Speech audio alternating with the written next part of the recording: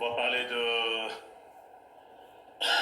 je ne vais pas dire un thème important, un des plus importants, même si tous sont importants, mais malheureusement, un jour, il y a quelqu'un qui a dit le Saint-Esprit, ce grand méconnu dans l'Église. Et je crois que les temps que nous vivons, nous voyons bien que ce méconnu est là. Mais pourtant, il est dans l'Église. Et donc, un chrétien, donc, à la base, comme je disais, cette Église a été fondée pour ça. C'est qu'un chrétien est un membre actif dans le corps de Christ. Pardon.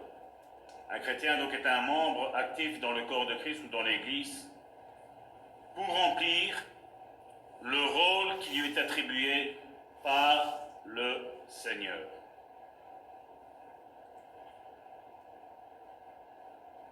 Et donc, on va voir au long de ces études que les apôtres du premier siècle ont trouvé très très important le fait d'être baptisés dans le Saint-Esprit. Malheureusement, après, on a commencé à penser humainement, et pour finir, il est arrivé que ce méconnu, ce connu est devenu le méconnu dans l'Église. Je ne sais pas comment vous imaginez quand la Bible nous traduit qu'alors qu'ils étaient en train de jeûner et de prier, la Bible nous dit que le Saint-Esprit dit « Mettez-moi à part Paul et Barnabas pour l'œuvre dans laquelle je les ai appelés. » On voit que le Saint-Esprit a parlé clairement. Le Saint-Esprit n'a pas été dans le doute, dans une ombre. Il a parlé clairement comme on parle clairement quand on a une conversation. Malheureusement, aujourd'hui, c'est ça que je dis, il y a beaucoup de Saint-Esprit qui parlent, entre guillemets, Saint-Esprit, mais où il y a toujours un doute, il y a une crainte, il y a une peur, il y a toutes sortes de choses, et on dit, voilà, le Saint-Esprit dit. Mais ça se peut que ce n'est pas le Saint-Esprit. Parce que pour moi, le fruit de l'Esprit, on le voit dans Galates chapitre 5, verset 22, il nous dit ce que c'est. Et je crois que le Saint-Esprit, quand il vient parler, si tu n'as pas la paix, ce n'est pas le Saint-Esprit. Comme je dis, je peux vivre une vie de débauché, mais quand le Saint-Esprit vient, il va me sortir de cette débauche. Je ne vais pas avoir une rébellion en moi. Je parle de débauche, je peux parler de mensonge, je peux parler de vol, je peux parler de toutes sortes. Je n'ai pas une rébellion. Je sais que le Saint-Esprit fait ça pour mon bien, et donc je le laisse faire. Et donc ici, nous allons voir l'importance de la puissance du Saint-Esprit. Parce que beaucoup recherchent le baptême du Saint-Esprit, mais pour faire quoi? Comme je l'ai déjà dit à maintes et maintes reprises, si c'est juste pour monter sur notre voiture et venir à l'église, nous n'avons pas besoin de ce Saint-Esprit pour faire ça. La Bible nous dit qu'au milieu de son peuple, il y a le bon grain et il y a l'ivraie. Donc on voit que l'ivraie n'aura pas de souci à venir dans l'église. Maintenant, une bonne église, nous prions afin que les personnes qui ont, comme on l'a fait mardi, des personnes qui ont un principe de destruction, c'est normal, c'est où ils changent, où ils partent. Ça, c'est ce qu'on doit avoir comme principe dans notre vie. C'est ce que le psaume chapitre 1 nous dit à la fin, sur ce verset 8 ou 6, si mes souvenirs sont bons. Il dit quand le juste s'assemble, le méchant ne résiste pas dans l'assemblée des saints. Parce que comme je dis, le but de l'Église, c'est de se protéger, de s'unir les uns les autres. On ne peut pas avoir, comme je dis, des divergences d'opinion. Quand le Saint-Esprit parle, j'imagine, je vais prendre dans le cadre du couple, ça m'étonnerait que Dieu me dise à moi, Salvatore, va à droite, et que Dieu dise à ma femme, va à gauche. Non, je crois que s'il unit, c'est pour qu'on soit ensemble. Et l'Église, c'est la même chose. La même chose, et je crois que l'Église, quand elle a un but et qu'elle joue son rôle d'Église, il n'y a pas de souci.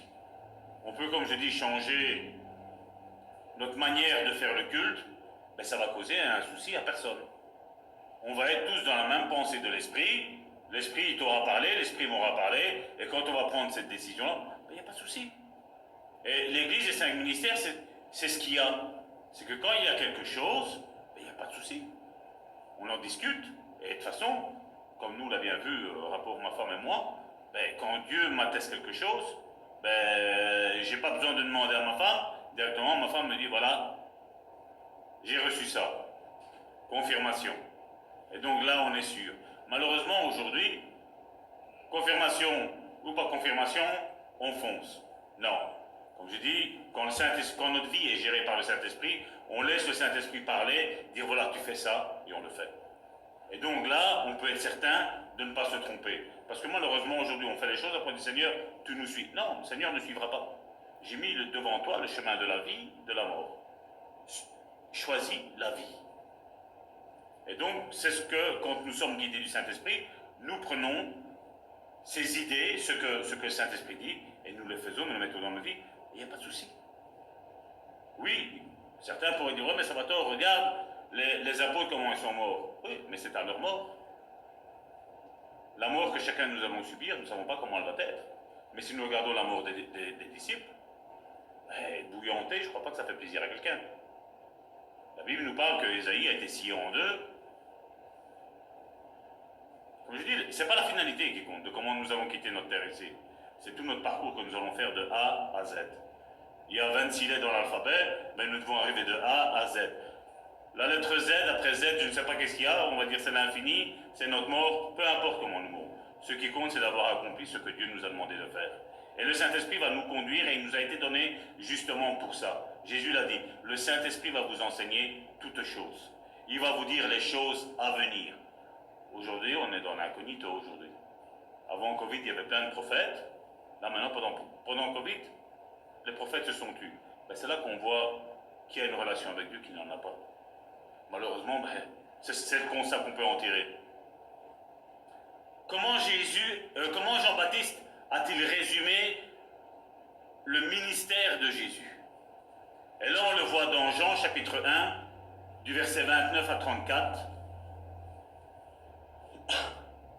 Le lendemain, il vit Jésus venant à lui et il dit, voici l'agneau de Dieu qui ôte le péché du monde. C'est celui dont j'ai dit, après moi vient un homme qui m'a précédé, car il était avant moi. Je ne le connaissais pas. Sachez que ces deux-là étaient cousins. Mais regardez ce qu'il dit. Je ne le connaissais pas. Mais c'est afin qu'il fût manifesté à Israël que je suis venu baptiser d'eau. Jean rendit ce témoignage. J'ai vu l'Esprit descendre du ciel comme une colombe et s'arrêter sur lui. Je ne le connaissais pas, mais celui qui m'a envoyé baptiser d'eau, celui-là m'a dit, celui sur qui tu verras l'Esprit descendre et s'arrêter, c'est celui qui baptise du Saint-Esprit. Et j'ai vu et j'ai rendu témoignage qu'il est le Fils de Dieu.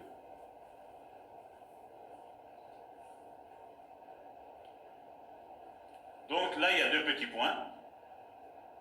Il est expliqué que Jésus est, premièrement, on le voit au verset 29, celui qui enlève nos péchés. Et on voit au verset 34, c'est celui qui baptise du Saint-Esprit. Le deuxième point. C'est le verset 34.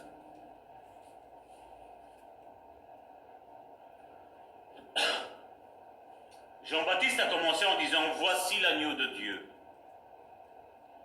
Et pour rappel, c'est ce qu'on avait vu un petit peu l'autre... il y a 2 mardis d'ici, il y a 2 mardis. J'avais parlé de cet autel qu'on dressait où on sacrifiait un animal. Donc c'était dans l'Ancien Testament. Il fallait, pour expier d'abord les péchés du sacrificateur, parce que lui devait rentrer dans le lieu très saint, et s'il y avait une trace de péché dans sa vie, il pouvait en mourir d'être face à Dieu. il n'y a qu'aujourd'hui, il paraîtrait qu'on ne meurt pas. Mais bon, moi je doute. Mais. Et puis, donc, il y avait ce premier sacrifice qui était fait pour le sacrificateur, et le deuxième sacrifice était fait pour les péchés du peuple. Et donc, c'est ce qu'on a vu il y a 2 semaines, où donc il y avait ce rituel religieux qui était fait pour enlever l'expiation. Mais Jésus, lui, est venu, et c'est ce que la Bible, le Nouveau Testament nous dit, Jésus est venu, il est rentré une fois dans le sanctuaire, et il a fait l'aspersion de son sang, lui qui était l'agneau de Dieu, parfait, sans tache, sans péché, sans maladie, sans... Qu'est-ce qu'on peut dire encore, sans méchanceté dans son cœur. Il est rentré, il a donné sa vie, l'agneau parfait, il a été mort, immolé, et il est ressuscité, et maintenant il est à la droite du Père. La même chose, notre christianisme serait sans force si Jésus serait juste venu pour mourir. Parce qu'il ne nous aura pas été permis de parler de Jésus, de prier ou de demander au nom de Jésus si Jésus n'était pas ressuscité. Et Jésus dit même quelque chose de très important dans Jean chapitre 15, vous pourrez le lire, ça c'est bonus. Dans Jean chapitre 15, il nous est dit qu'il s'en va, Jésus s'en allait, mais il a dit mais je reviens. Quelque part pour montrer encore dans la Trinité qu'il n'y a quasi pas de différence entre le Père, le Fils et le Saint-Esprit. Que ce sont tous les trois qui sont en train d'interagir et d'agir dans la vie des chrétiens. Donc, comme je dis aujourd'hui, quand on voit malheureusement comment on prend des décisions au sein de l'Église, au sein de couples ou séparation, divorce, point de vue péché, je me dis où est cette crainte que le peuple d'Israël avait? On ne doit pas oublier que ce n'est pas parce que Jésus est mort pour nous, que nous sommes sauvés par la grâce, que maintenant nous devons nous permettre tout et n'importe quoi. Comme je dis toujours, Paul l'écrit dans une de ses épîtres, il dit nous sommes justifiés par la foi. Mais après la justification, il y a quoi? Il y a la sanctification. Il y a toute une sorte, toute une série, et je ne voudrais pas rentrer maintenant ici, parce que ça on va le voir dans plus tard, dans le schéma que j'ai dans la tête. On va voir tout ce qu'il y a. Il y a notre appartenance, nous sommes enfants de Dieu. Comme je dis, il y avait cette justification par la foi, mais il y a aussi nos œuvres qui sont salutaires, ce que Jacques nous dit.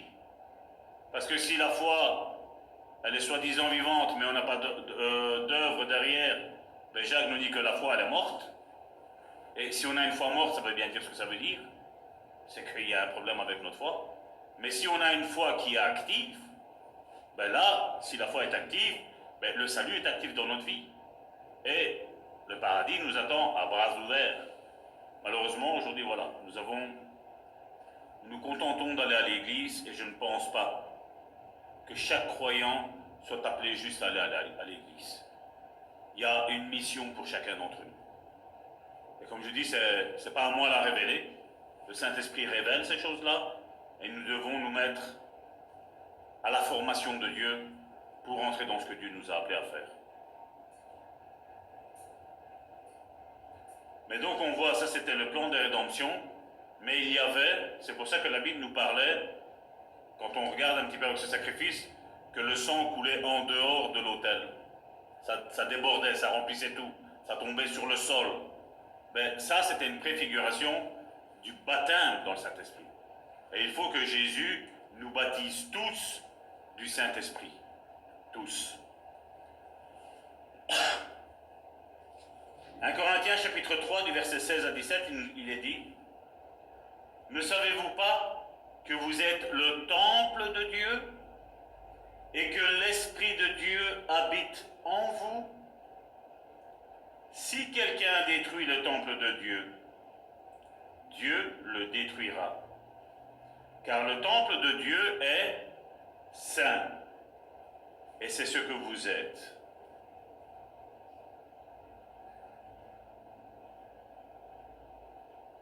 faut savoir qu'à partir de la nouvelle naissance, c'est à partir de ce moment-là que le Saint-Esprit vient habiter dans la vie du croyant. C'est pas à partir de je ne sais pas quoi qu'on a juste dit que le Saint-Esprit habite. Non. Le Saint-Esprit est cette personne qui est la troisième personne de la Trinité et qui est sainte. Comme on le voit pour le moment avec le spirituel, les choses spirituelles, elles sont saintes. Je ne sais pas si on a déjà vu quelque chose de spirituel qui est taché, ça n'appartient pas à Dieu. Quelque chose de spirituel qui est taché, qui est entaché par le péché ou quoi que ce soit, ça appartient à Satan. Il était rempli d'orgueil, Lucifer, et on a vu ce qui lui est arrivé. Et donc c'est là où nous devons faire, nous, attention en tant que chrétiens, à ne pas tomber dans cet orgueil-là. Donc à partir de la nouvelle naissance, le Saint-Esprit habite en nous, et chaque chrétien né de nouveau a donc reçu le Saint-Esprit. Je ne parle pas du baptême du Saint-Esprit, mais je parle, il a reçu le Saint-Esprit. Il a reçu, la Bible nous dit, le Saint-Esprit, dans Jean chapitre 3, il nous est dit qu'on a reçu le Saint-Esprit sans aucune mesure. Tu le reçois pleinement. Romains chapitre 8, verset 9 nous dit, pour vous, vous ne viviez pas selon la chair, mais selon l'Esprit. Et là, c'est comme on l'a dit la semaine dernière, l'apôtre Paul fait une précision, si du moins l'Esprit de Dieu habite en vous.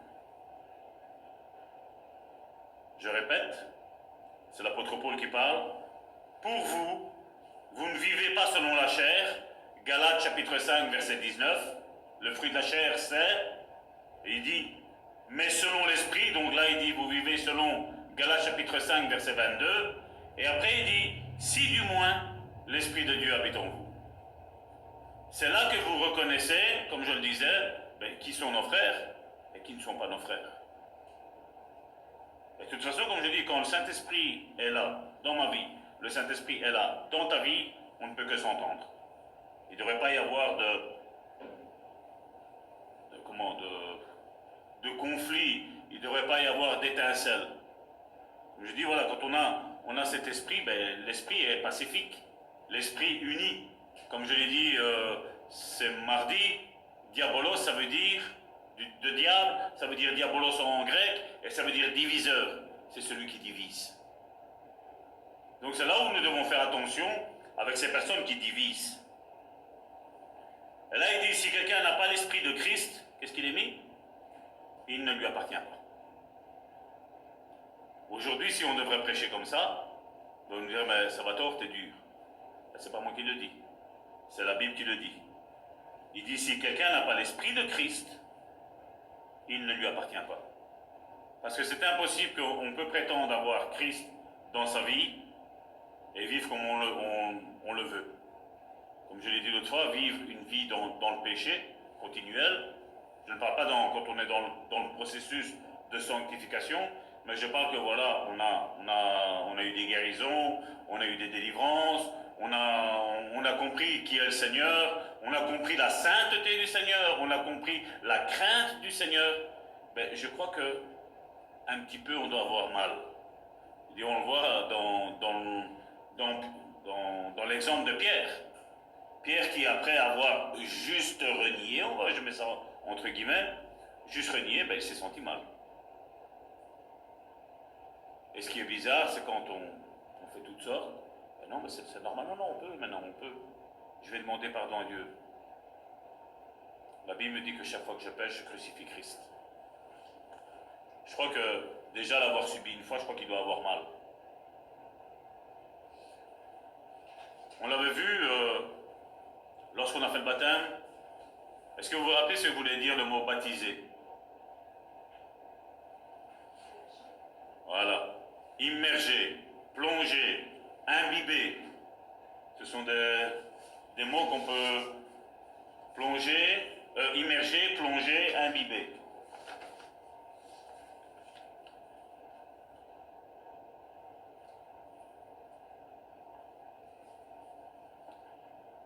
Donc on a vu tantôt que L'Esprit de Dieu habite en nous.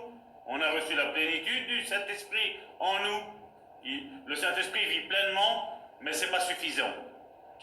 Ce qu'il faut maintenant, c'est être imbibé, immergé, plongé. C'est vraiment avoir débordé de ce Saint-Esprit. Donc être baptisé, c'est donc être plongé dans le Saint-Esprit. On a ce passage, je ne l'ai pas pris ici, mais ce passage, c'est dans Ézéchiel, où il y a cette vision, où il dit, voilà, je marchais, et j'avais de l'eau jusqu'aux chevilles, je marchais, j'avais de l'eau jusqu'aux genoux, je marchais, j'avais de l'eau jusqu'aux hanches, jusqu'à là, tu arrives à contrôler. Mais quand tu es immergé, quand tu es rempli, donc tu es imbibé du Saint-Esprit, ben là, toi, tu ne contrôles plus ta vie. Là, c'est le Saint-Esprit qui guide ta vie. Et aujourd'hui, je n'arrive pas à comprendre comment on peut être rempli, imbibé du Saint-Esprit et vivre selon la chair. Il y a un paradoxe, c'est quelque chose qui n'est pas normal.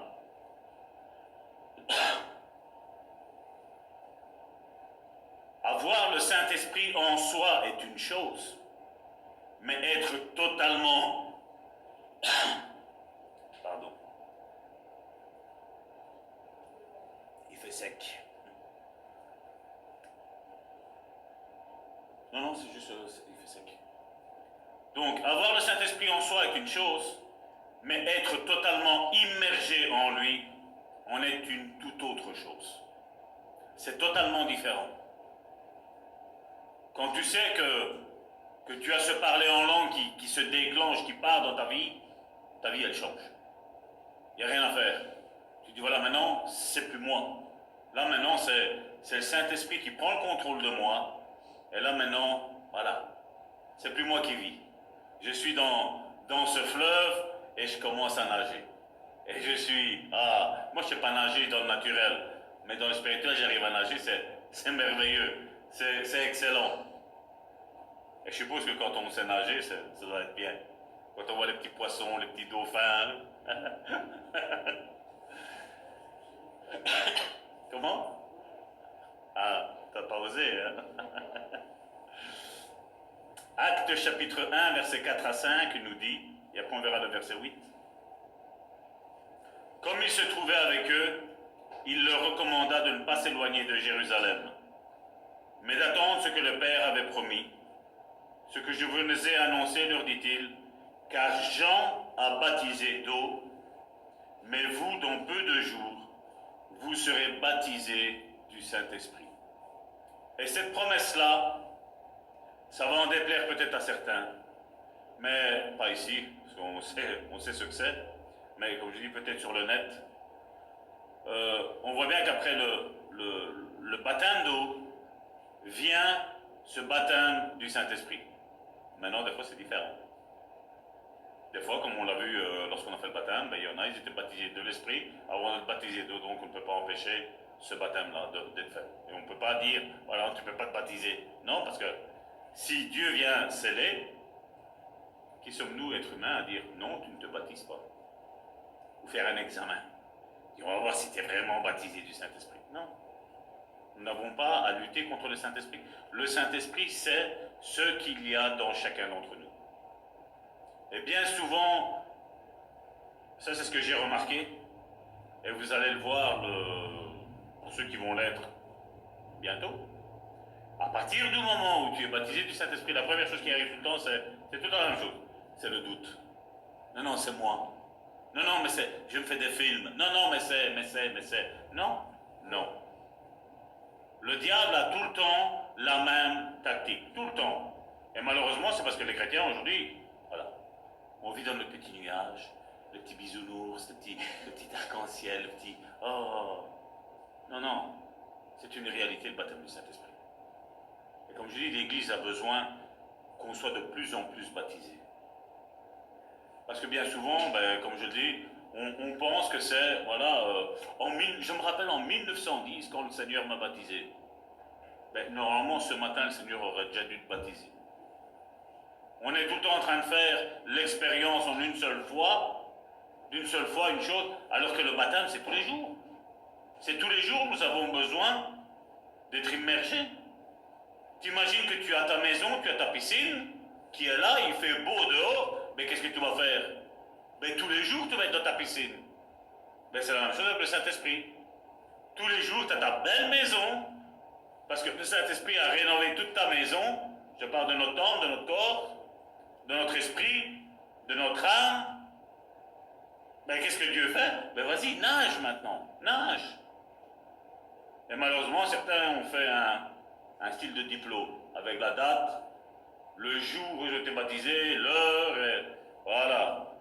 Non, c'est quelque chose quelque chose de tous les jours. Parce que là, on peut quelque part s'enorgueillir, de dire voilà, j'ai été baptisé tel jour, tel. Non. C'est une expérience que nous devons faire chaque jour. Surtout que quand tu sais ce que le parler en langue apporte, il t'édifie, il te construit.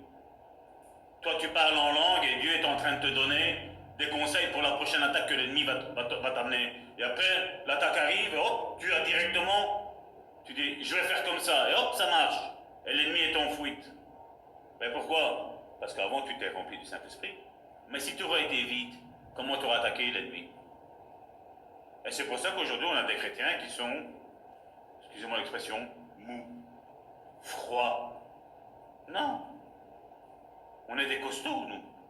Quand tu es baptisé du Saint-Esprit, c'est le Saint-Esprit qui habite en toi. Le Saint-Esprit, il est comment, à votre avis? Vous croyez que c'est un petit gringalet de 6 ans qui...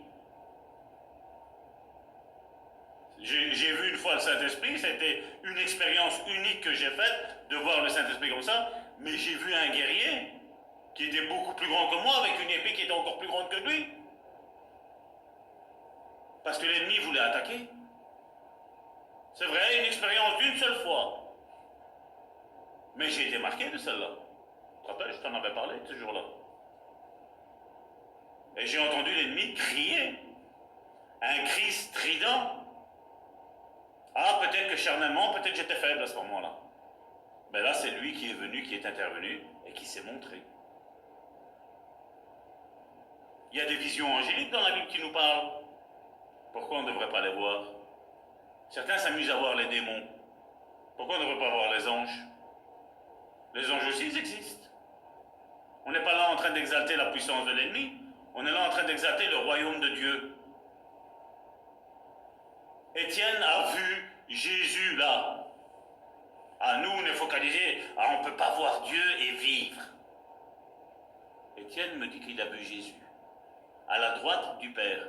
Donc, s'il a vu qu'il était à la droite du Père, je crois qu'il a vu le Père et je crois qu'il a vu le Fils. C'est vrai qu'il est mort après, mais il était en vie donc il l'a vu. Je ne sais pas. Nous avons, comme je dis, nos conceptions religieuses, et tant qu'on ne se repent pas de ces conceptions religieuses, on n'avancera pas, on sera toujours des chrétiens froids, tièdes. Mais Dieu nous veut bouillants, parce que le Saint-Esprit, il est bouillant. Au verset 8, il est dit, mais vous recevrez une puissance.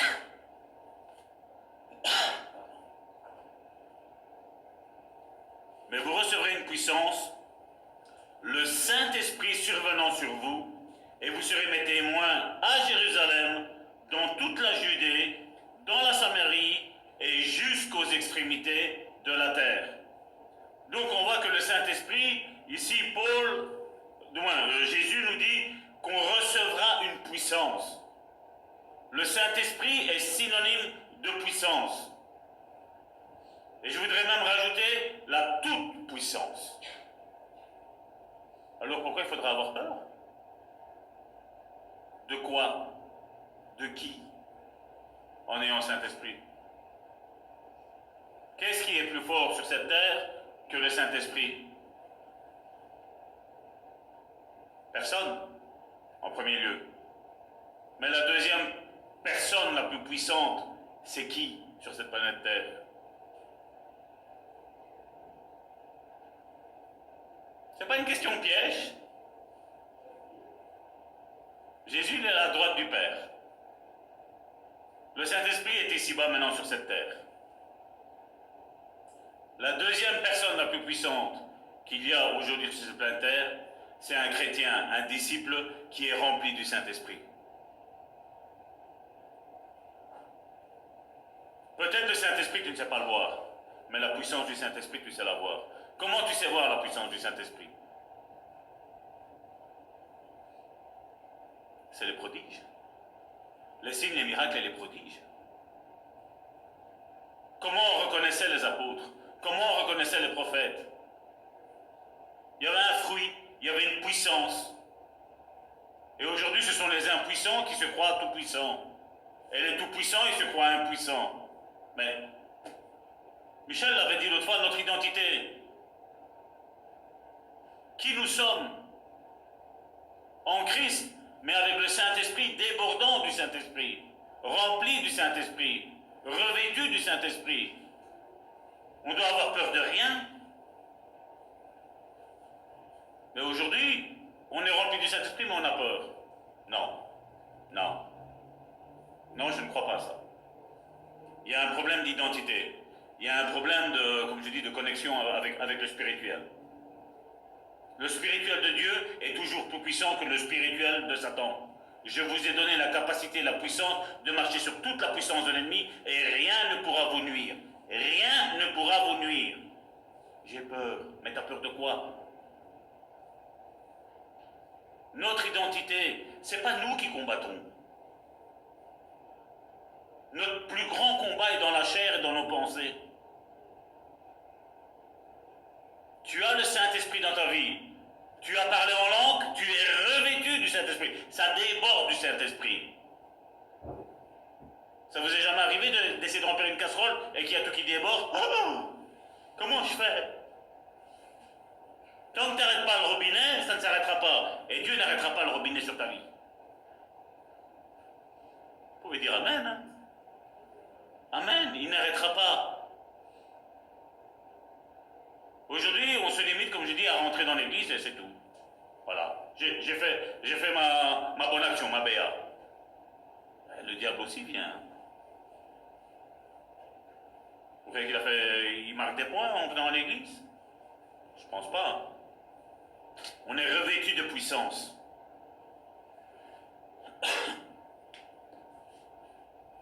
Avant de retourner à son Père, Jésus a promis aux chrétiens de les... Qu'est-ce qui était mis dans ce verset-là? De les baptiser dans le Saint-Esprit. Vous voyez où est-ce qu'il y a le petit point? Avant de retourner vers son Père, Jésus a promis aux chrétiens de les baptiser du Saint-Esprit. J'aurais dû dire aux disciples, mais bon. Aux chrétiens de les baptiser dans le Saint-Esprit. C'est lui qui le fait. Un pasteur peut baptiser dans l'eau, mais seul Jésus-Christ baptise dans le Saint-Esprit. C'est Jésus qui le fait. Donc moi je ne comprends pas comment on arrive à croire que Jésus nous a pardonné tous nos péchés, que nous sommes lavés, nous sommes sanctifiés, et comment on n'arrive pas à croire que Jésus encore aujourd'hui baptise du Saint-Esprit. Il y a des églises qui prêchent contre le baptême du Saint-Esprit, contre les dons spirituels, contre les ministères.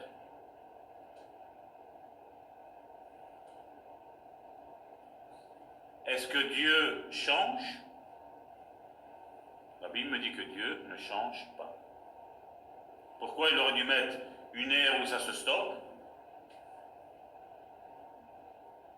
Parce que nous sommes dans l'église des actes, actes du Saint-Esprit. Donc tout continue.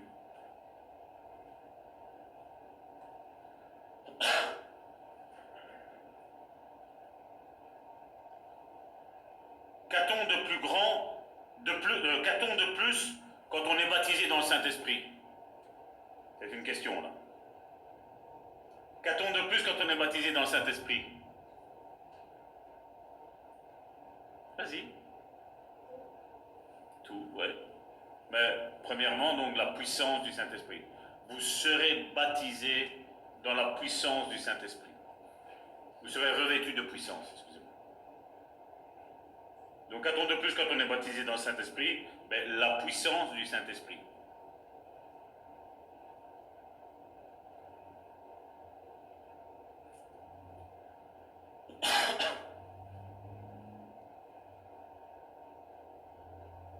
premiers disciples ont-ils été baptisés dans le Saint-Esprit?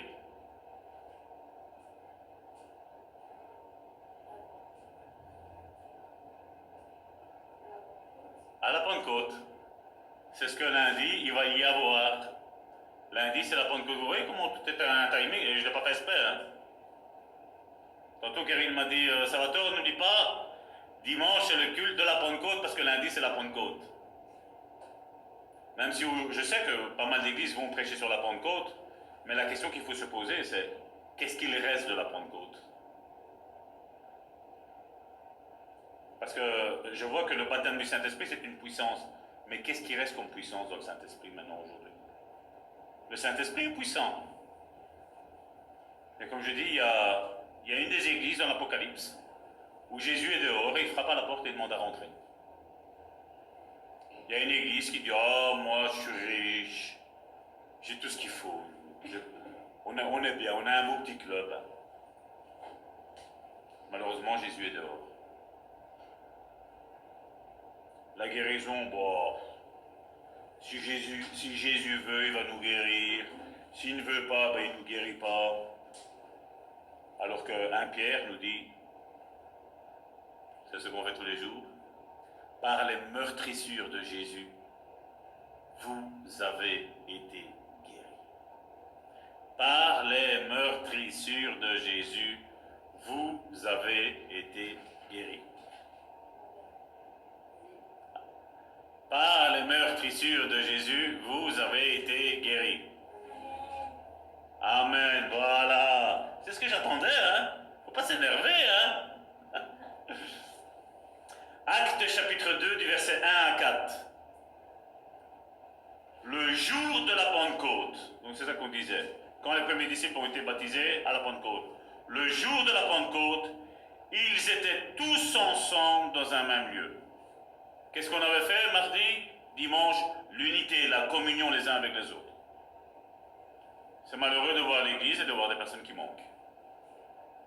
Apparemment, c'est tout. Mais bon, on va changer ça.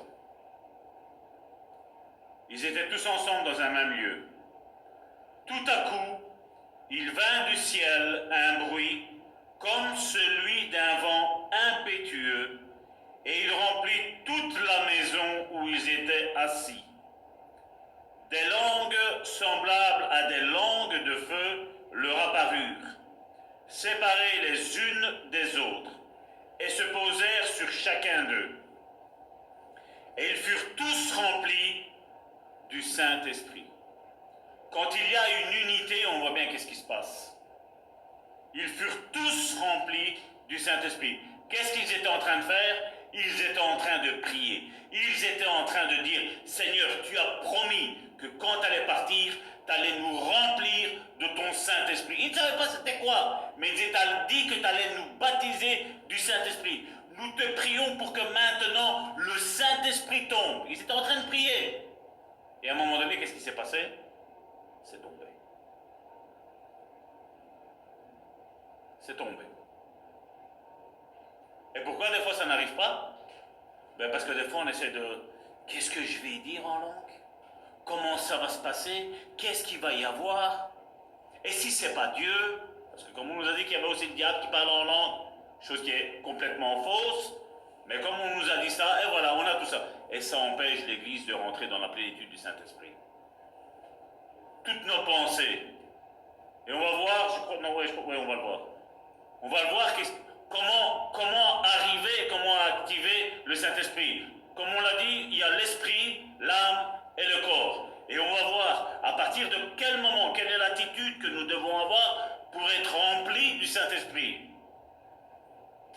C'est comme des fois on voit, on est en train de jouer, on est en train de ci et là, le culte commence, oh Seigneur. Ben, comment, tu sais pas, comme ça, direct. C'est là où on voit la religiosité, je suis désolé. C'est une religiosité. Oh, j'ai sorti le Saint-Esprit. Ben oh, mais il était déjà en toi avant. Donc, c'est pas qu'il sort, comme je l'ai dit mardi, hein. C'est pas qu'il sort, qu'il rentre, qu'il s'amuse, qu'il joue avec toi. Le Saint-Esprit n'est pas là pour jouer. Le Saint-Esprit, c'est quelqu'un de sérieux. C'est Dieu. C'est quelqu'un de très, très sérieux. Et on ne joue pas avec lui. Ils furent tous remplis du Saint-Esprit et se mirent à parler en d'autres langues, selon que l'Esprit, avec un grand E, leur donnait de s'exprimer. Donc l'Esprit parlait à l'Esprit, et l'Esprit communiquait à l'âme, et l'âme communiquait au corps. Donc il y avait les trois filtres, l'Esprit de l'homme, l'âme et le corps, blum, ça a parti. Tout était soudé, il y avait une cohésion. C'est normal. Baptiser, ça veut dire quoi? C'est être plongé, imbibé. Tu prends un bois, je veux dire, nous on voit juste un bouquet de bois, mais je suis sûr et certain que si tu prends un bois au microscope, ben, tu vas voir toutes les petites fibres qu'il y a, tu vas voir je ne sais pas s'il y a des atomes, qu'est-ce qu'il y a dedans, bon, je ne suis pas là pour faire ce cours-là, mais voilà, tu vois tout est imbibé, tout se remplit d'eau. Si tu le prends, ce morceau de bois, tu le tapes dans l'eau, ben, toutes les fibres, la fibre extérieure, la fibre intérieure, s'il y a une fibre au milieu, ben, tout est imbibé. Et le baptême du Saint-Esprit, c'est la même chose. Tout est imbibé. Et donc c'est normal que si ton corps est imbibé par la puissance du Saint-Esprit, ben, c'est normal que tu ne vas pas commettre le fruit de la chair. Parce que le Saint-Esprit aura imbibé ta chair du Saint-Esprit. Et nous aujourd'hui, non. Ça c'est trop dur à comprendre. Non, parce que bon, trop se sanctifier, c'est pas bon, d'après eux. Je ne sais pas quand est-ce qu'on se sanctifie de trop. Je ne le sais pas. J'ai jamais vu ça dans la Bible. Comme je dis, quand on lit comment les sacrificateurs devaient se présenter dans le lieu très saint, et avant de rentrer, ils allaient ainsi. Hein. On les attachait parce qu'ils risquaient de mourir, hein, tellement de la présence de Dieu. Aujourd'hui, au revoir. Bon, je vais parler mal de toi aujourd'hui. Oh ben, demain de toi. C'est ça qu'on appelle la crainte de Dieu. Moi, je n'appelle pas ça la crainte de Dieu. Après, toi, quand tu es un petit peu trop... Non, pas bon. Bah ouais, pas bon. Comme je dis, vaut mieux plus que pas assez. Être baptisé dans le Saint-Esprit, c'est recevoir sa puissance. Et en être rempli.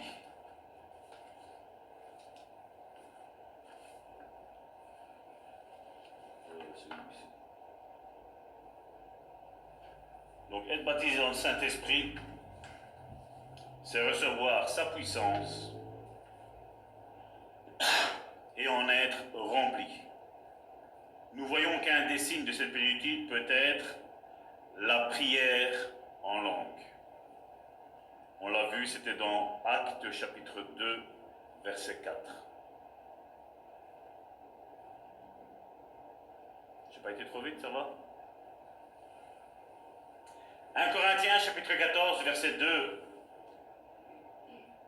et 4 et 5. Donc en effet, celui qui parle en langue ne parle pas aux hommes, mais à Dieu. Qu'est-ce qu'il est mis après? Car personne ne le comprend. Et c'est en esprit qu'il dit des mystères.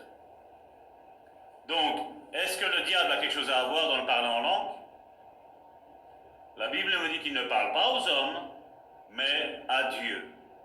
Et personne ne le comprend, car c'est en esprit qu'il dit des mystères.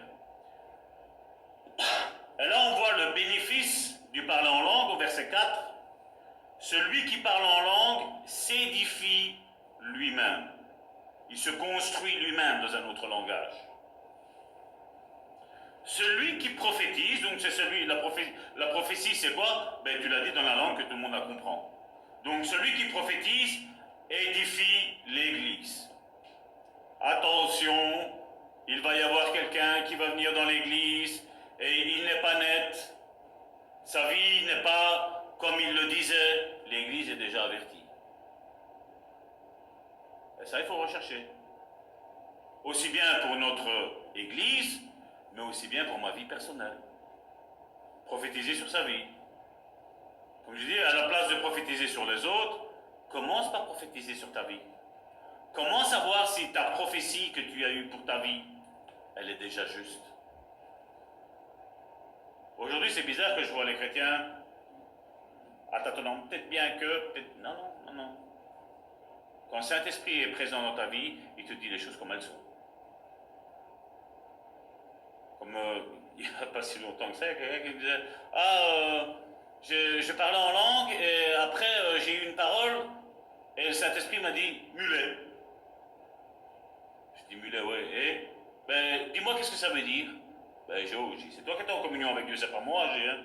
Si le Saint-Esprit t'a dit mulet, ben, s'il t'a dit mulet, pourquoi t'as pas demandé au le Saint-Esprit te parle? Oui. Il m'a dit mulet, donc je sais bien que c'est Dieu qui m'a parlé. Et pourquoi tu n'as pas demandé qu'est-ce que ça veut dire mulet? Pourquoi tu dois venir me demander à moi, Salvatore, c'est quoi mulet? Je dis, je suis pas Dieu, moi, hein, je sais pas, moi. Je dis, si Dieu te parle, ben, pose-lui des questions. Non, c'est. Ouais, et ça, je suis sûr et certain que c'est pas le Saint-Esprit qui est là. Je me dis, peut-être l'ennemi s'est infiltré, je ne dis pas le contraire. Et comme je dis, quand le Saint-Esprit parle, comme je le disais, c'est pas comme tantôt, je le disais. Quand le Saint-Esprit était présent dans l'église, il s'est dit, mettez-moi à part Paul et Barnabas. C'est pas qu'il a dit Paul, et un autre Saint-Esprit dit Barnabas. Non, comme je dis, c'est clair. Le Saint-Esprit, quand il parle, c'est clair. Je ne comprends pas comment on peut être confus aujourd'hui en ayant soi-disant une communion avec le Saint-Esprit. Le Saint-Esprit ne vient pas te mettre la confusion. Les choses de Dieu, il n'y a pas de confusion. Les choses de Dieu, tu sais c'est quand c'est Dieu qui te le dit. Tu en es persuadé. Tu ne sais pas comment, mais tu sais que c'est Dieu qui t'a parlé. Point. Toi, tu te dis non. Il y a tout qui te montre non, mais Dieu te dit oui. Et là, tu es sûr. Tu es persuadé. Il n'y a pas d'ambiguïté, il n'y a pas de mystère. Pierre, quand il a vu la nappe qui s'est mise là, et qu'il a vu des porcs, c'est pas que le Saint-Esprit a dit, nappe, porc, mystère, qu'est-ce qu'on va faire? Non, il lui a parlé clairement comme on parle, je sais pas moi. Vous imaginez que je viens ici, je vous dis acte. Quand tu dois dire un, l'autre doit dire 8, mais ça va être un show, c'est quoi ça? Mais malheureusement, aujourd'hui, il y en a, ils ont une communion avec Dieu, je sais pas. Non. Chaque fois que le Saint-Esprit nous a parlé, ça a été clair. Il n'est pas en mystère, il n'est pas en, je sais pas moi.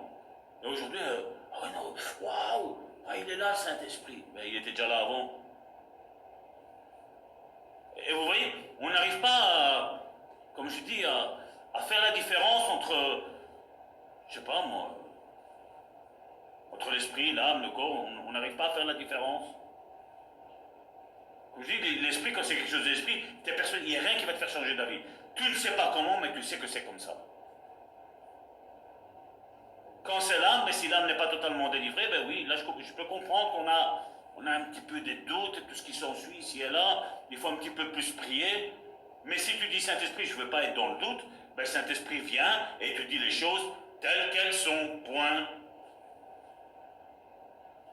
J'ai pas à m'inventer un ministère, j'ai pas à m'inventer des dons, ben je sais bien, voilà. Saint-Esprit me dit, voilà, Salvatore, t'as ça. Je vais te former à ça. Bien entendu, ben, comme je l'ai dit, qui peut le plus peut le moins, ben, si tu as une tâche d'apôtre, ben, tu vas apprendre le docteur, tu vas apprendre le pasteur, tu vas apprendre l'évangéliste, tu vas apprendre le prophète, tu vas apprendre tout ça. Mais maintenant, quelqu'un qui est docteur, ben, Dieu ne va pas lui apprendre à être le berger du peuple. Non, parce que sa tâche va être juste enseigner, point. Il va enseigner. Qu'est-ce que la Bible dit? Ben voilà, le docteur, il va dire, voilà, ça veut dire ça. C'est tout simple. Lui, il est limité à un seul. Et je crois que c'est déjà suffisant parce que déjà le fait que d'étudier la Bible, ça prend énormément de temps. Comme je dis, moi, je n'ai pas un ministère de docteur, mais quand je vois ce que je fais, ça prend énormément de temps. Et un docteur, il reste encore plus longtemps que moi. Et comme je dis, oui, mais seulement, tu as la pleine révélation. Et c'est pour ça que l'Église a besoin que tous les ministères se lèvent. Parce qu'on a besoin de tout le monde, et pas rien d'une seule personne. Et on a besoin d'unité, on a besoin de cohésion, on a besoin d'entendre, on a besoin d'être tous dans la même longueur d'onde. Malheureusement, aujourd'hui, qui dit gauche, qui dit blanc, et tout le monde est confus, non? Celui qui est ferme dans ses voies, la Bible nous dit, ben lui, tu peux être sûr qu'il a le Saint-Esprit. Mais quand on touche, je suis chancelant, non, je suis désolé. Je ne vais pas dire qu'il n'y a pas le Saint-Esprit, mais il n'est pas rempli du Saint-Esprit. Un soldat, quand tu vas lui demander, voilà, vous allez aller faire la guerre là-bas, qu'est-ce que vous allez faire? Ben, la guerre. Vous allez attaquer quoi? Ben, je ne sais pas. J'attends que mon lieutenant, il me donne mes indications. Qu'est-ce que je dois faire? Où est-ce qu'on doit se placer? Comment on va attaquer? À quelle heure on va attaquer? Quand est-ce qu'on va partir? Où ils sont mis les ennemis? Ben, il a besoin des renseignements. Mais celui qui est au-dessus, ben, il sait déjà comment. Il a déjà étudié la stratégie. Comment on va attaquer? Et malheureusement, il y a que dans l'église qu'il n'y a pas ça. Non, non, non, moi aussi j'ai un grand ministère. Hein. Tu peux pas être au-dessus de moi. Hein. Ouais, ben, essaie déjà de marcher par l'esprit, après on verra bien. Et malheureusement, ben voilà, aujourd'hui, l'état de l'église aujourd'hui.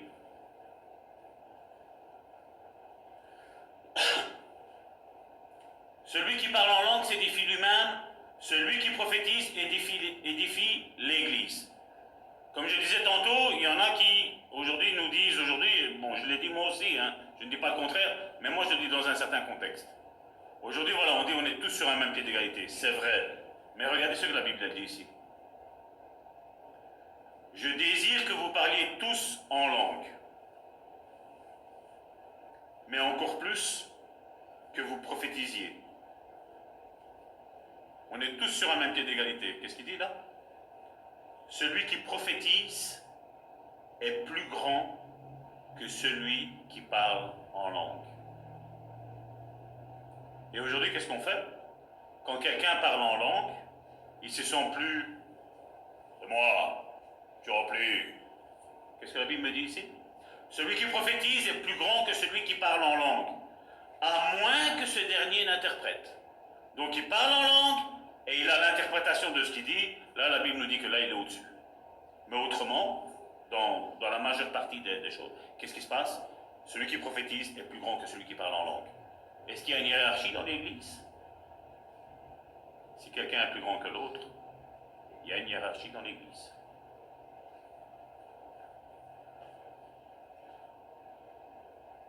Celui qui prophétise est plus grand que celui qui parle en langue, à moins que ces derniers interprètent, pour que l'Église en reçoive l'édification. Pourquoi? Ben voilà, là il explique. Celui qui parle en langue, il s'édifie lui-même. Celui qui prophétise, il édifie qui? L'Église. Mais maintenant, celui qui parle en langue, on pourrait croire qu'il est en train de s'édifier lui, mais la Bible nous dit que s'il parle en langue, et il y a l'interprétation, je ne vais pas parler de traduction, il va interpréter le parler en langue, mais qu'est-ce qu'il fait? Il est en train de, non seulement de s'édifier, parce qu'il fait partie du corps de Christ, donc il s'édifie, mais en plus, il prophétise. Donc il traduit, il interprète ce qu'il a reçu. Donc il est en train de faire deux choses. C'est pour ça que la Bible fait une distinction entre celui qui parle en langue et celui qui prophétise. Et après, il y a une autre distinction qui est encore plus grande, c'est celui qui parle en langue et qui en même temps interprète. Donc là, ce dernier, lui, est au-dessus. Et ça aussi, comme je dis, il faudra régler ces choses aussi. Je ne vais pas dire maintenant, parce qu'après, donc, comme je disais, normalement, Karine va entamer, quand on aura fini, il nous en reste encore 3. Karine va entamer son thème. Quand elle aura fini son thème, on va parler des dons spirituels. Et là, on va parler à l'église que pour les dons spirituels, il faudra que tout le monde soit présent les jeudis. Parce que prophétiser comme ça, c'est pas bon. Il faut, comme je dis, on aille tous dans une même direction, et pas un à gauche, un à droite, ou un pense ci, ou un pense là. Je suis en train de faire un travail de malade, parce que je suis en train de regarder tous les passages bibliques et tout reporter. Comme je dis, quand on aura fini ça, c'est comme si on va faire comment on appelle, un diplôme, sans interrogation, un diplôme, et on aura une autre chose comme qu'on a participé. Parce que malheureusement, il y en a beaucoup qui ont bâti leur doctrine juste sur des prophéties. Et ça, c'est complètement faux. C'est complètement faux. Donc, ça, il va falloir mettre aussi en règle.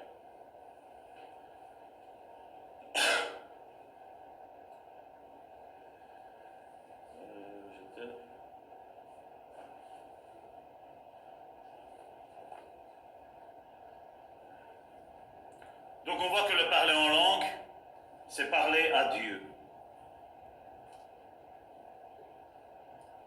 Le parler en langue, c'est parler à Dieu. Donc, la prière, prier. C'est un moyen d'édification personnelle formidable. Quand ça ne va pas, parle en langue. dans les moments les plus durs, tu parles en langue, tu vas voir que tu vas te sentir, ton esprit va te revigorer.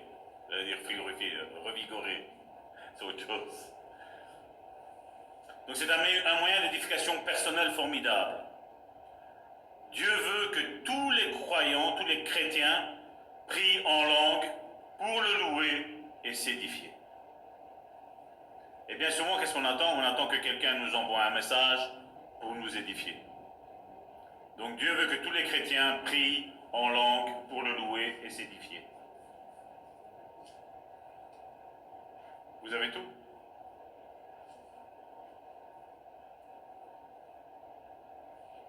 Regardez un petit peu les versets 14 et 15.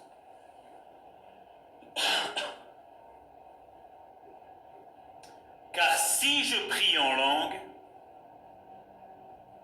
donc on doit parler en langue, car si je prie en langue, mon esprit est en prière. Mais mon intelligence demeure stérile. Donc là, vous ne remarquez rien dans ce verset-là? Car si je prie en langue, mon esprit est en prière, mais mon intelligence demeure stérile.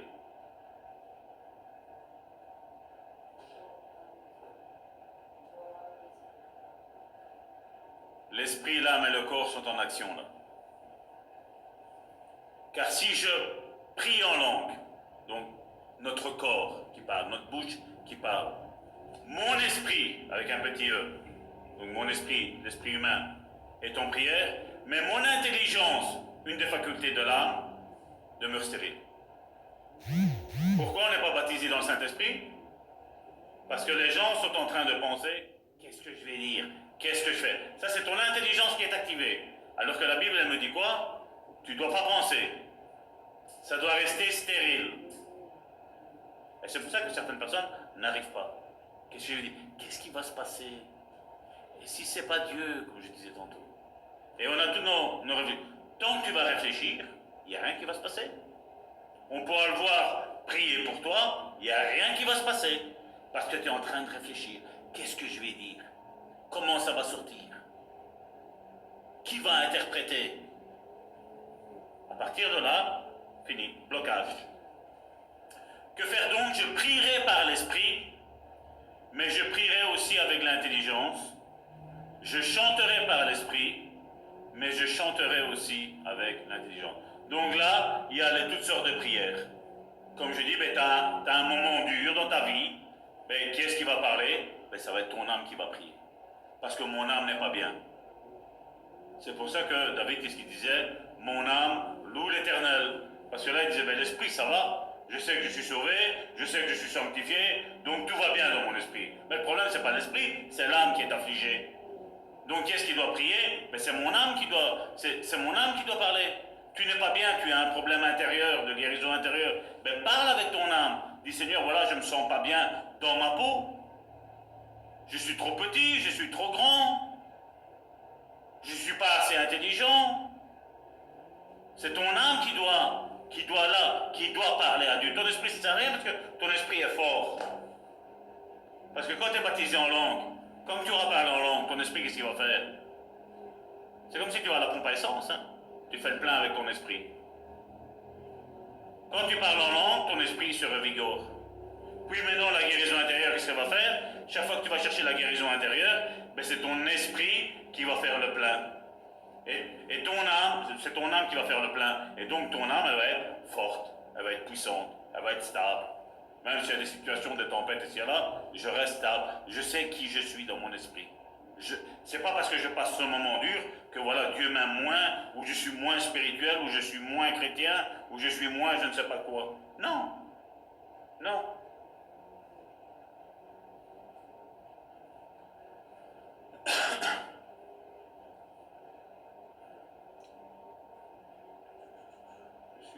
Avec les deux feuilles ici. Là, voilà.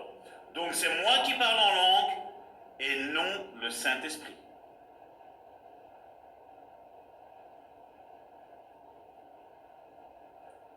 Prier en langue est un acte de volonté et de foi. C'est un acte de volonté et de foi, de parler en langue, de prier en langue. Actes chapitre 8 du verset 14 à 17. Les apôtres qui étaient à Jérusalem, ayant appris que la Samarie avait reçu la parole de Dieu, y envoyèrent Pierre et Jean. Ceux-ci, arrivés chez les Samaritains, prièrent pour eux afin qu'ils reçussent le Saint-Esprit. Donc, premier point ici qu'on peut voir déjà, c'est qu'ils avaient reçu la parole. Quelque part, ils avaient accepté la parole. Est-ce qu'ils avaient le Saint-Esprit? La Bible dit que non. La Bible dit que Pierre et Jean ont dû prier pour eux pour qu'ils reçoivent le Saint-Esprit. Car il n'était pas encore descendu sur eux. Ils avaient seulement été baptisés au nom du Seigneur Jésus. Donc le baptême d'eau. Alors Pierre et Jean leur imposèrent les mains et ils reçurent le Saint-Esprit. Et on voit que oui, dans certains cas, dans l'imposition des mains, on peut demander l'imposition des mains pour le baptême du Saint-Esprit. Si on n'est pas baptisé, comme je dis, spontanément, dans le Saint-Esprit. Actes chapitre 19, verset 6. Lorsque Paul leur eut imposé les mains, le Saint-Esprit vint sur eux et ils parlèrent en langue et prophétisaient. Qu'est-ce qu'ils étaient en train de faire? Les deux. Est-ce que c'était des petits? C'était des grands. Parce qu'ils prophétisaient, ils parlaient en langue en même temps. Actes chapitre 1, verset 8. Mais vous recevrez une puissance, donc on l'a lu tantôt, le Saint-Esprit survenant sur vous, et vous serez mes témoins à Jérusalem, dans toute la Judée, dans la Samarie, et jusqu'aux extrémités de la terre. Donc là, on voit que lorsqu'on est baptisé dans le Saint-Esprit, on est qualifié pour être un témoin qui amène les personnes au Seigneur.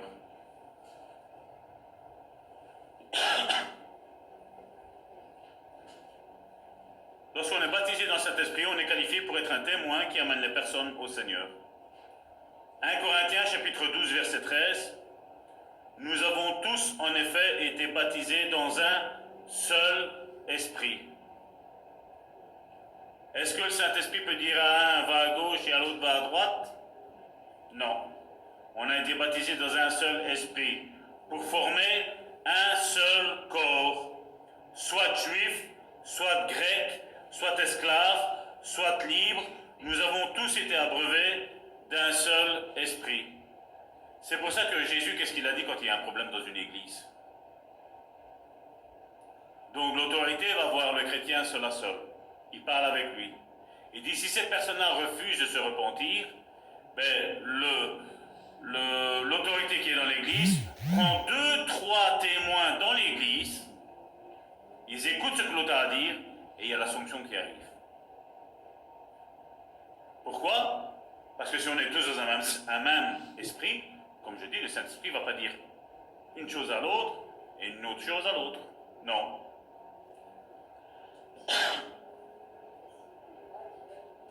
C'est ce que la Bible nous dit. S'il n'écoute pas, il faut le dire à l'Église. Pour instaurer cette fameuse crainte qu'il faut et qui manque malheureusement aujourd'hui dans les églises.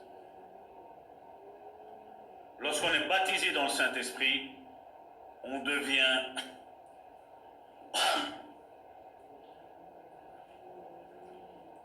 lorsqu'on est baptisé dans le Saint-Esprit,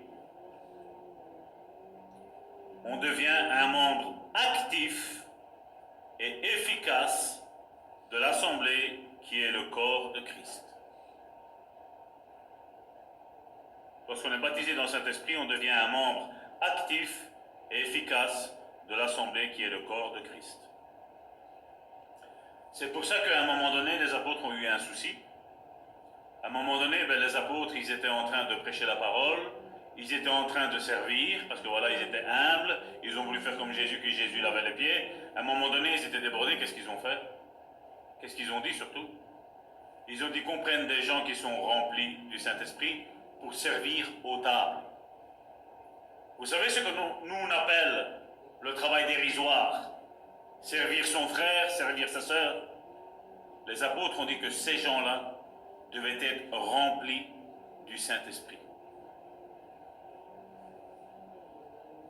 Maintenant, humainement, qu'est-ce que servir aux tables et qu'est-ce que, par exemple, le nettoyage de l'église? Qu'est-ce que servir aux tables et chanter?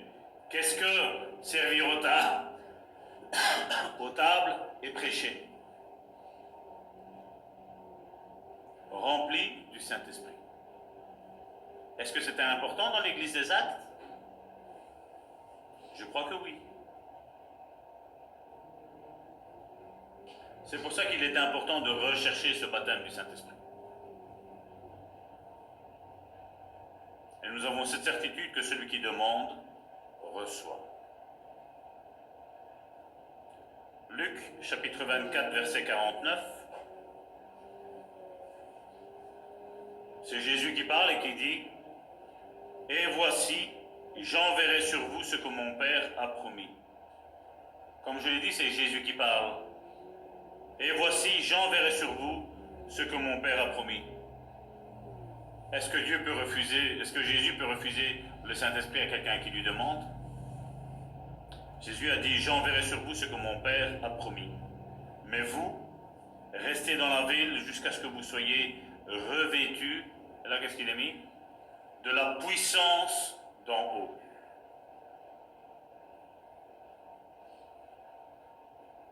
Comme je dis, pour pouvoir affronter les démons, il nous faut absolument être revêtus de la puissance du Saint-Esprit. Les voyants sont en train de le faire, mais eux, pourquoi? Parce qu'eux, ils doivent se fortifier.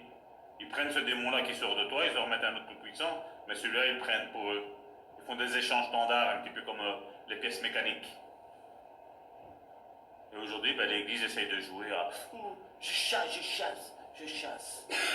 À part la chasse d'eau, tu ne chasses rien du tout. Hein. Je suis désolé. Que doit faire le chrétien avant de travailler pour le Seigneur? Qu'est-ce qu'on a lu?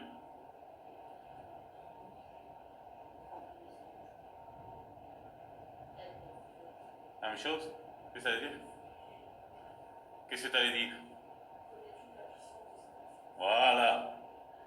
Attendre d'être revêtu. Attendre d'être revêtu de la puissance d'en haut.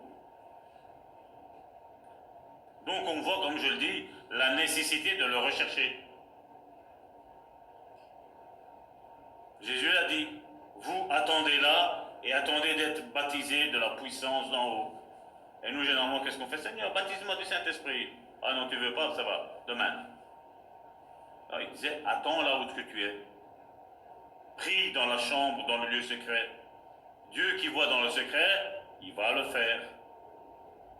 Malheureusement, nous avons envie qu'on demande, on reçoit. Bon contact. Non? Je ne crois pas que c'est comme ça parce que le Saint-Esprit, comme je dis, c'est la troisième personne de la Trinité de Dieu. C'est Dieu.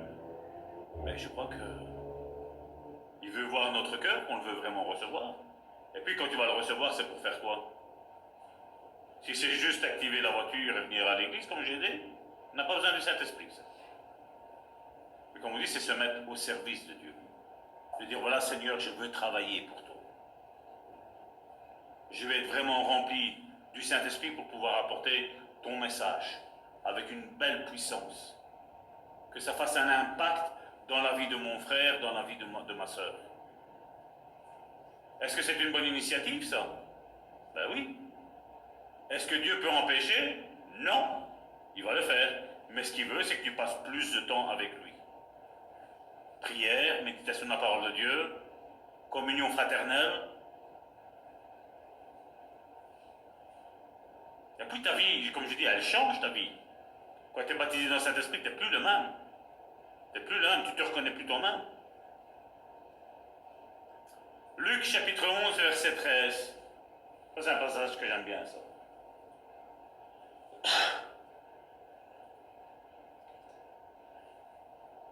Si donc méchants comme vous l'êtes, vous savez donner de bonnes choses à vos enfants, à combien plus forte raison le Père Céleste donnera-t-il le Saint-Esprit à ceux qui le lui demandent?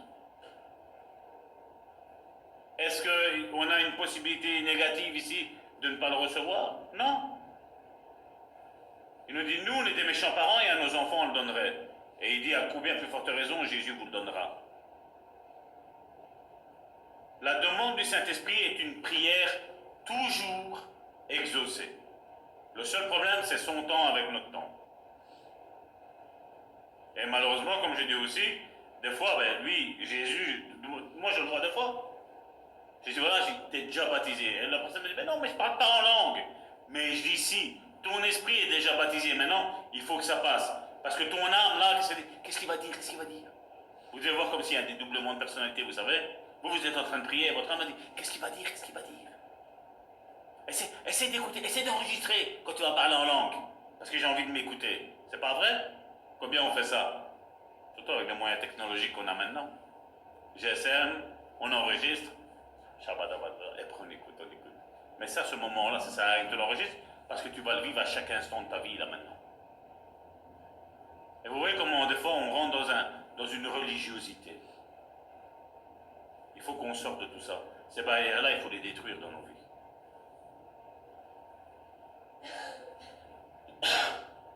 Donc cette prière de demande du Saint-Esprit est toujours exaucée parce que Jésus l'a promis. Jésus a dit, je suis le chemin, la vérité et la vie. Donc il est la vérité. Donc si on le demande, on le reçoit. Maintenant, comme je dis, quand on fait cette demande-là, il faut que notre âme, elle se taise. Surtout la première fois, le temps que ça se débloque. Après, ça vient tout seul. Après, on ne fait plus la... Tu arrives, boum, et ça part. Malheureusement, il suffit de croire pour recevoir. Et je sais que ça, c'est une parole pour ceux qui cherchent le baptême du Saint-Esprit, ça énerve. C'est un petit peu quand tu attends quelque chose et qu'on te dit, si la promesse tarde, attends-la. Elle va se matérialiser certainement. Et toi, si tu savais comment je suis en train de prier, comment je suis en train d'attendre, la patience, j'en ai quasi plus. C'est pas vrai? Et c'est ce qui arrive, je vais dire souvent, quand c'est pour le baptême du Saint-Esprit.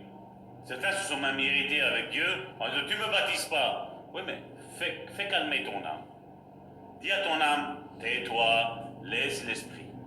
Parce que comme je dis, l'esprit parle, l'esprit avec un grand E parle à notre esprit parle à notre âme, et notre âme parle à notre corps. Mais si ton âme est en train de penser, ton âme ne sait pas penser, et elle ne sait pas parler, elle ne sait pas transmettre un message. On dit, le Saint-Esprit, c'est comme un homme. La femme, ça fait 3-4 choses en même temps, l'homme, non. Je fais ça, attends. Quand j'ai fini ça, ma chérie, tu me dis qu'est-ce qu'il y a à faire, parce que moi, j'arrive pas à me... Voilà. Et c'est la même chose avec le Saint-Esprit. Karine, je te regarde.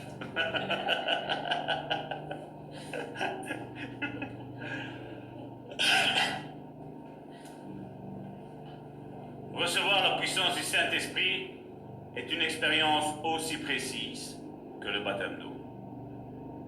À un moment donné, je ne vais pas dire tout de suite, mais à un moment donné, quand le temps va passer, tu vas dire, ouais, c'est vrai tout compte fait.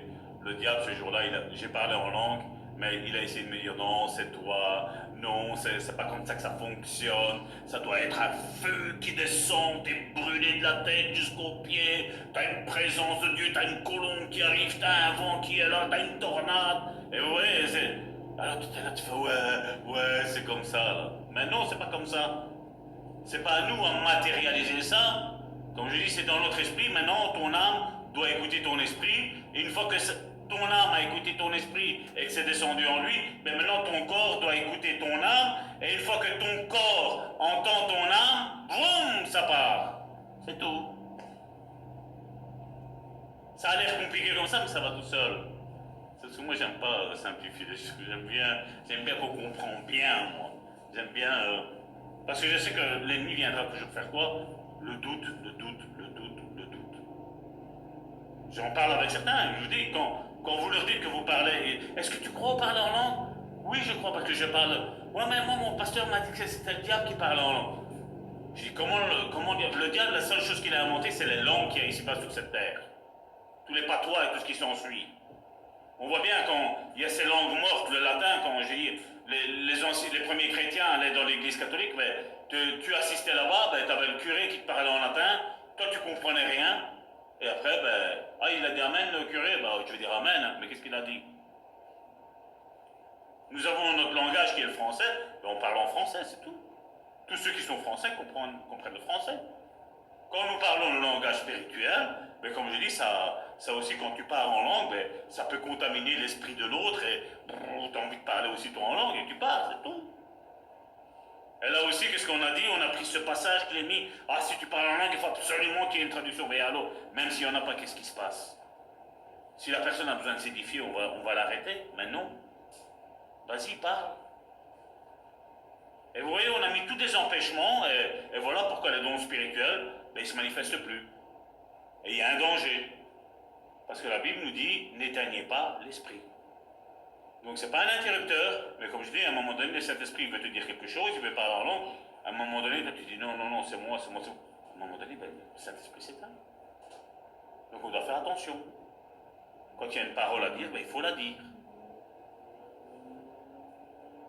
Et généralement, l'orgueilleux, lui, il démarre tout de suite au quart de tour.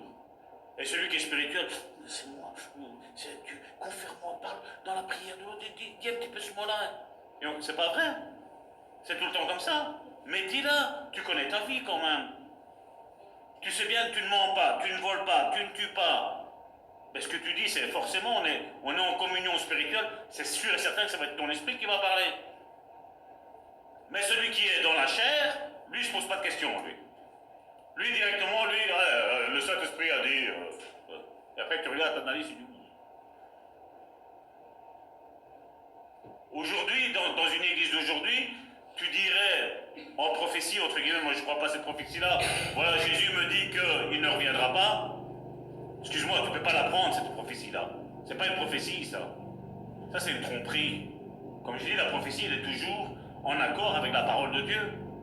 Et plus tu lis la parole de Dieu, plus tu as les dons spirituels qui se manifestent en toi, parce que ton esprit se remplit. Il se remplit de la parole de Dieu. Il est rempli de l'Esprit Saint, mais quelque part, je veux dire, ton esprit, c'est comme s'il est vide. Maintenant, tu lis, tu remplis ton esprit.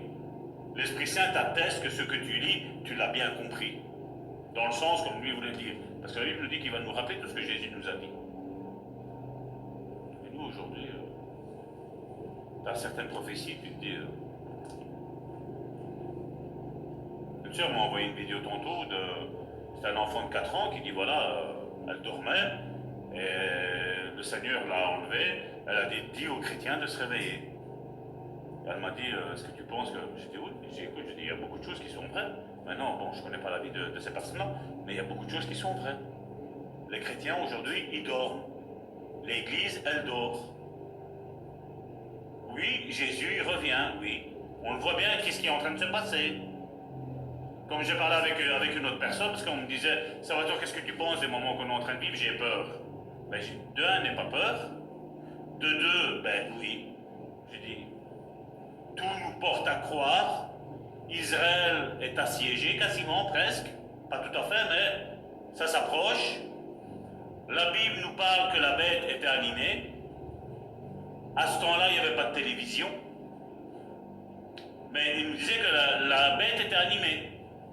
Je ne veux pas dire que la télévision c'est le diable, mais les programmes qui nous passent à la télévision, les informations qui circulent, regardez que la plupart des télévisions que nous avons, toutes les chaînes, sont des chaînes publiques et quasiment pas privées.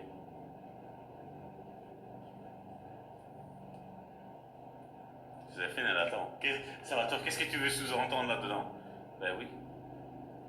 Si je suis payé par l'Église, ben, si je suis un petit peu trop dur et qu'il y a quelqu'un qui part, ben, c'est mon salaire qui est mis en jeu, n'est-ce pas? Mais si tu n'es pas payé par l'Église, tu peux parler comme tu veux. Là, le public, la chaîne publique, elle doit parler comme l'État dit, comme le monde dit. Quand tantôt j'ai entendu qu'au mois de septembre 2019, ils avaient déjà voté le pass sanitaire avant que le Covid arrive, mars-avril 2020, je n'ai pas les dates exactes, quelques mois, 6 mois avant.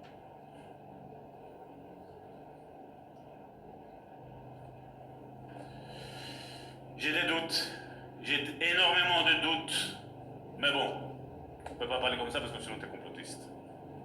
Malheureusement.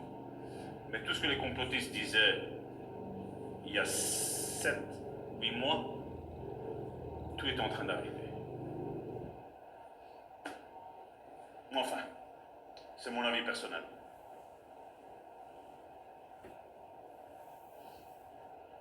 Il suffit de croire pour recevoir la puissance du Saint-Esprit d'une expérience aussi précise que le baptême d'eau. On sait si on l'a faite ou pas. Et comme je le disais tantôt, un des points importants, on doit veiller chaque jour à être rempli du Saint-Esprit pour rester... Pour rester quoi? Être rempli du Saint-Esprit, c'est une puissance. Et plus tu pries chaque jour, plus tu es rempli du Saint-Esprit, et plus tu deviens un chrétien puissant. Un chrétien puissant. Donc on doit veiller chaque jour à ça. Les versets bonus que vous avez dans le fond, Actes chapitre 4, du verset 29 à 33. Et maintenant, Seigneur, vois leurs menaces et donne à tes serviteurs d'annoncer ta parole avec une pleine assurance. Quand le Saint-Esprit te parle, tu peux être sûr et certain de ce que le Saint-Esprit te dit. Tu n'as pas de doute. On dit, ouais, mais si ça ne vient pas de Dieu, est-ce que... Non. Quand le Saint-Esprit te parle, tu sais qu'il t'a parlé. Quand il te met en garde contre quelque chose, tu sais que c'est lui qui t'a parlé et tu ne changes plus d'avis. Tu restes sur ce que Dieu t'a dit. En étendant ta main pour qu'il se fasse des... Comment on reconnaît quelqu'un qui est réellement rempli du Saint-Esprit? C'est pas le shabadabadabadada, parce que comme je dis, tout le monde peut le faire. On peut dire des paroles. Mais la puissance du Saint-Esprit va se manifester par guérison, miracle et prodige, par le nom de ton saint serviteur Jésus. Comment on reconnaît une personne remplie du Saint-Esprit? Ben, il sait que c'est pas lui qui le fait. Il sait qu'il est rempli du Saint-Esprit, mais c'est pas grave si c'est par toi que la guérison va se passer. C'est pas grave si c'est par toi que la délivrance va se passer. C'est pas un souci. Parce que comme je dis, il y a le Saint-Esprit qui est au milieu de nous, et c'est lui qui doit déverser. Généralement, là où c'est pas le Saint-Esprit, c'est moi le pasteur, c'est moi qui dois prier, c'est moi qui dois faire ci, c'est moi qui dois faire là. Non. Non. Là, ça, c'est pas le Saint-Esprit. Je suis désolé. Ça, c'est juste l'orgueil.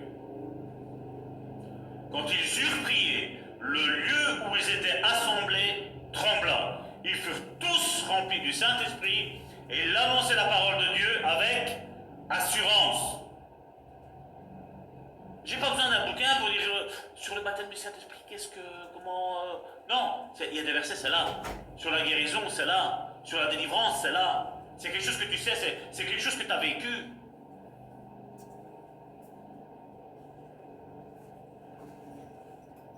Regardez, l'obéissance vaut mieux que les sacrifices. Vous avez vu? Quand tu connais ta parole, c'est fini, tu as rempli. C'est comme un disque dur. Il est vierge, tu remplis de la parole. Vous avez vu quand vous recherchez quelque chose dans un disque dur, une parole, et tu as tout. T'as tout ce qui se fait. Mais c'est la même chose avec le Saint-Esprit. Tu lis, et le Saint-Esprit te rappelle tout. Mais quand tu ne la lis pas, il est écrit que le bleu n'est pas bleu, mais que le jaune est bleu. C'est donc quel verset? Je ne sais pas, c'est écrit dans la Bible. Hein? Ben non, tu sais que quand la personne te dit quelque chose, c'est pas cohérent avec ce que la parole de Dieu dit. Parce que toi, tu l'as lu, tu la connais. Tu sais ce que tu as lu. La multitude de ceux qui avaient cru n'était qu'un cœur et qu'une âme. Donc tous ceux qui ont été remplis du Saint-Esprit, comme je le disais, mais ils étaient tous unis. Je crois en ce qui est dit là. Et je ne crois pas, comme je dis, ne croyez pas en mes sentiments. Quand je vous dis, attention, c'est moi Salvatore qui le dit, mais quand je vous dis le Saint-Esprit me dit, croyez-en sûr que c'est le Saint-Esprit qui parle. Et là, nous devons tous faire attention, y compris moi-même qui le dis. Nul ne disait que ses biens lui appartenaient en propre, mais tous tout était en commun entre eux. Les apôtres rendaient avec beaucoup de force témoignage de la résurrection du Seigneur Jésus. Et une grande grâce reposait sur eux tous. C'est tout simple. Acte 9, 17. Ananias sortit, et lorsqu'il fut arrivé dans la maison, il imposa les mains à Saul en disant: Saul, mon frère. Saul était avant qu'il lui impose les mains, était le plus grand persécuteur de l'Église. Et Ananias savait que dans la vie de Paul, le Saint-Esprit avait déjà commencé une œuvre. Il y avait eu un contact avec le Saint-Esprit. Il savait. Et il dit: Saul, mon frère, le Seigneur Jésus qui t'est apparu sur le chemin par lequel tu venais m'a envoyé pour que tu recouvres la vue. Encore une fois, c'est vrai qu'il était aveugle. Mais, je vais en parler dimanche, je vais m'arrêter là. Et que tu sois rempli du Saint-Esprit. Acte 9, verset 20. Et aussitôt il prêcha dans les synagogues que Jésus était fils de Dieu. C'est comme si maintenant là, il rentre dans une mosquée et tu commences à dire que Jésus est le fils de Dieu. Pas de crainte. Pas de crainte. L'Esprit de Dieu n'a pas de crainte. Quand il te dit quelque chose, tu vas y rentrer et tu vas en sortir. Mais tu ne vas pas sortir tout seul. Tu vas sortir avec quelqu'un. Acte chapitre 10 du verset 44 à 46. Comme Pierre prononçait encore ces mots, le Saint-Esprit descendu sur tous ceux qui écoutaient la parole.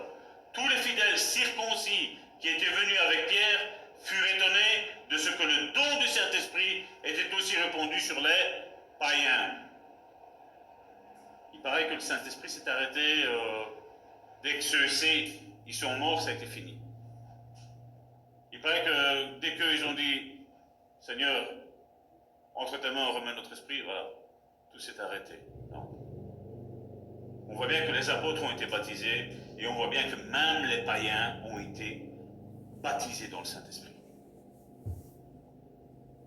Car ils les entendaient parler en langue et glorifiaient Dieu. Comme je dis, c'est impossible que tu parles en langue et qu'après je vienne me disputer avec toi. Impossible. C'est impossible que tu parles en langue et que tu as le fruit de la chair qui se manifeste. Impossible. Parce que si tu es rempli du Saint-Esprit, après le parler en langue, c'est ton esprit. Tu as une vie par l'esprit. Et si tu tombes, tu as un avocat auprès du Père. Acte chapitre 11, versets 15 à 17. Lorsque je me fus mis à parler, le Saint-Esprit descendu sur eux, comme sur nous au commencement. Et je me souvins de cette parole du Seigneur. Jean a baptisé d'eau, mais vous serez baptisés du Saint-Esprit. Or, puisque Dieu leur a accordé le même don qu'à nous qui avons cru au Seigneur Jésus, pouvais-je moi m'opposer à Dieu? Non. Comme je disais tantôt, quand quelqu'un est baptisé du Saint-Esprit, et tu vois le fruit de l'Esprit se manifester, on n'a pas empêché un baptême d'eau ou œuvrer dans un ministère, non. Une fois que c'est effectif, c'est effectif. Dieu a mis son sceau. Amen. Est-ce que c'est clair? Est-ce qu'il y a des questions? 8h05. Pas de questions? C'est magnifique ça.